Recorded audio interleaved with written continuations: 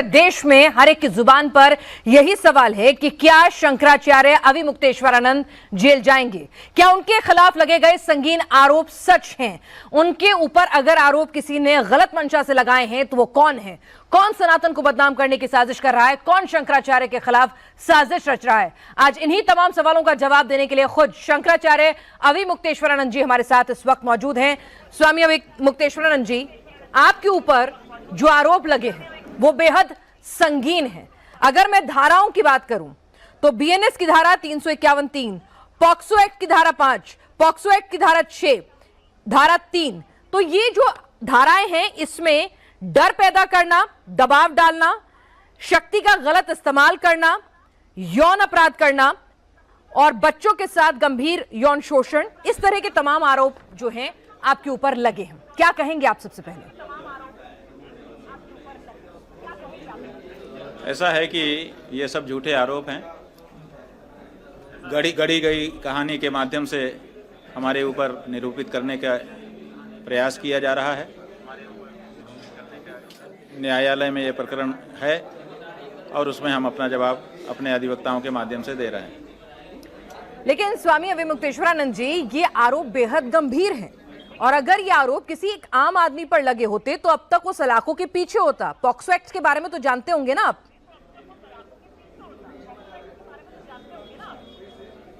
ऐसा है कि हम जानते तो नहीं थे लेकिन अब जान गए हैं।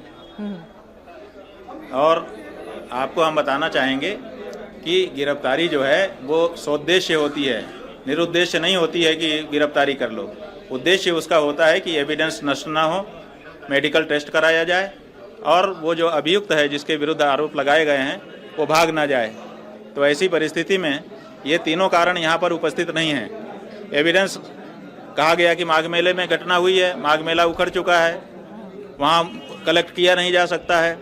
जो मेडिकल टेस्ट की बात है वो तत्काल होना चाहिए, इतना लंबा समय बीत गया है, वो भी अब हो नहीं सकता है। और जहाँ तक हमारे भागने की बात है, हम तो उपलब्ध हैं, भागने का कोई सवाल ही नहीं है। इसलिए गिरफ्तारी का जो उद्देश्य है वो यहाँ पूरा नहीं होता है, इसलिए गिरफ्तारी क्यों होगी? लेकिन जो कानून है ना पॉक्सो एक्ट का, जिसमें नाबालिग बच्चों के साथ, छोटे बच्चे, कम उम्र के बच्चे, अगर उनके साथ उनकी कोई शिकायत आती है तो उसमें गिरफ्तारी होती है सर। करो, इन्हीं उद्देश्यों से कहता है। लकीर के फकीर बन करके कानून है, अरे कानून है तो उसका उद्देश्य होगा ना। नहीं, अगर कानून ये शिकायतें अगर एक आम आदमी पे होती, क्योंकि आप डर पैदा कर सकते हैं, दबाव बना सकते हैं, आप रसूखदार आदमी हैं, आप तो सीएम पीएम तक को धमका देते हैं, आप तो रसूखदार आदमी है ना। ऐसा है कि ठीक है, अगर यही आपका कहना है तो हमने कभी मना तो किया नहीं है। हमने कहा है, जब से ये बात आई है तब से हमने कहा है कि जांच में हम सहयोग करेंगे। और अगर पुलिस कहती है कि नहीं गिरफ्तार करना हमारे लिए जरूरी है, हमने कहा है कि हम आपको सहयोग करेंगे। क्या बाधा है? ठीक है स्वामी अविमुक्तेश्वरानंद जी, कानून के अनुसार कोई चीज हो रही है, हम कहाँ उसमें बाधा उत्पन्न कर रहे हैं। ठीक है, आपके लिए संत समाज के कई बड़े संत कह रहे हैं कि उन्हें पूरा भरोसा है कि सनातन को मानने वाला हमारा शंकराचार्य ऐसा काम नहीं कर सकता। वो 100% इस बात से इत्तेफाक रखते हैं, लेकिन वो ये भी कहते हैं कि भाई अगर दामन पाक साफ है तो पहले पद छोड़ दीजिए ताकि पद की गरिमा नष्ट ना हो, उसके बाद आप जब पाक साफ साबित हो जाएं फिर आगे अपने पद को ग्रहण करें। ऐसा है कि ये चालाकी है। अच्छा, इसलिए चालाकी है कि फिर तो बहुत सरल हो जाएगा, किसी के भी ऊपर एक मनगढ़ंत कहानी बनाओ और आरोप लगा दो और उसके बाद फिर उससे कहो कि तुम पद छोड़ दो। इसलिए इसका कोई तात्पर्य नहीं है। जब सूरज के सामने बादल आते हैं उसको ढक लेते हैं तो सूरज क्या त्यागपत्र दे करके अपना काम छोड़ देता है कि अपना काम करता रहता है?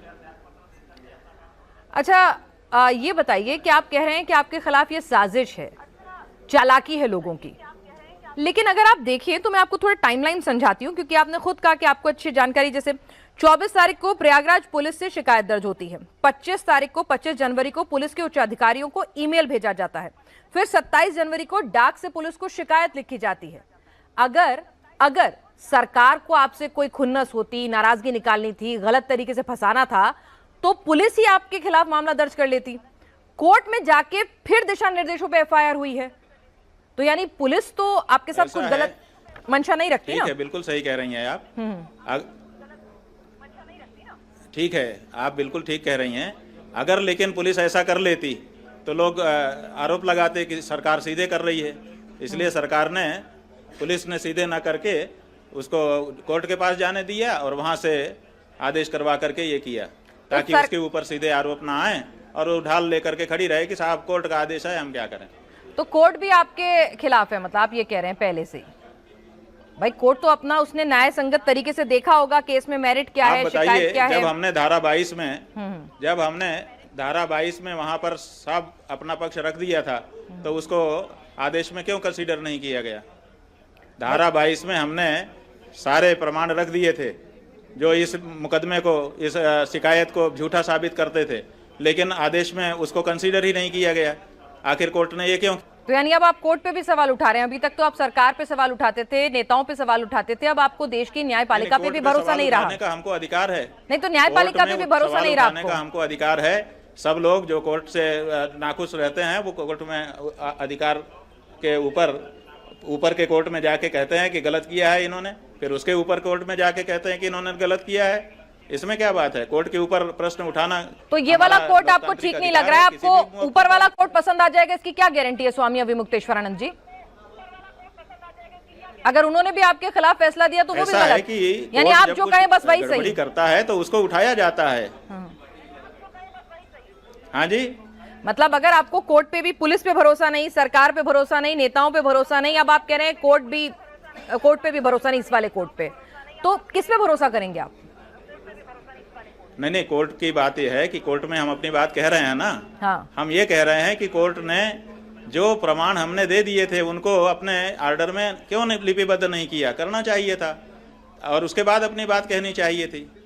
ये बात है। कोर्ट ने मेरिट तय की होगी ना, देखा होगा, दोनों पक्षों को सुना होगा, कितना गंभीर मामला है। कोर्ट ने सीधे सीधे कहा जो तहरीर दी गई है ना, उसी के हिसाब से। मेरिट आप जो है यही भूल कर रही हैं। हाँ। मेरिट जो है वो ये होता है कि जो कुछ उसके सामने है सबको कंसीडर करते हुए वो ऑर्डर करे। ठीक है। जब वो उसके सामने रखे गए साक्ष्यों को दरकिनार करके कोई बात कहती है तो वो मेरिट नहीं होता है।